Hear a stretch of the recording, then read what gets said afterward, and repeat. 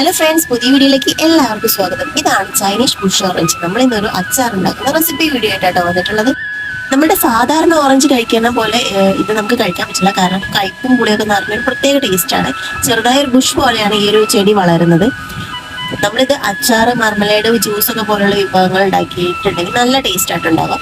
ഇത് നമ്മൾ നമ്മുടെ വീട്ടിലുണ്ടാക്കിയ ഈ ചൈനീസ് ബുഷ് ഓറഞ്ച് കൊണ്ടാണ് ഒരു സ്പെഷ്യൽ അച്ചാറാണ് ഉണ്ടാക്കാനായിട്ട് നിങ്ങൾക്ക് കാണിച്ചു തരാൻ പോകുന്നത്. നമ്മുടെ വീട്ടിൽ പെട്ടെന്ന് ഒരു ഗസ്റ്റ് ഒക്കെ വരികയാണെങ്കിൽ നമുക്ക് ഇതുകൊണ്ട് ഒരു ലൈമ് പോലെയൊക്കെ ഉണ്ടാക്കി കൊടുക്കാൻ പറ്റും.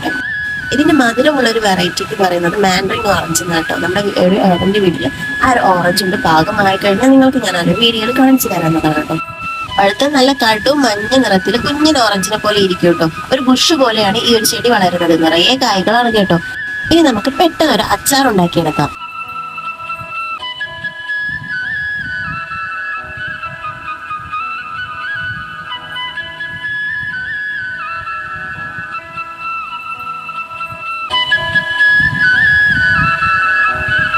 ഇതിലേക്ക് നമുക്ക് കുറച്ച് കാന്താരി മുളക് പറിച്ചെടുക്കട്ടോ. കാന്താരി മുളക് നമ്മുടെ വീട്ടിൽ തന്നെ ഉണ്ടായതാണ് കേട്ടോ. നമ്മുടെ ആവശ്യത്തിനനുസരിച്ച് മുളക് എടുക്കാം.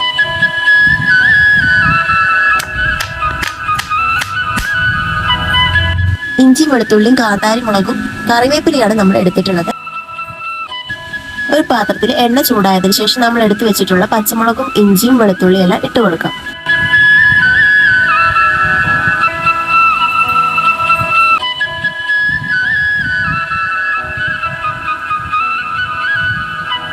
പൊടികൾ ചേർക്കുന്ന വീഡിയോ എനിക്ക് എടുക്കാൻ കഴിഞ്ഞില്ല.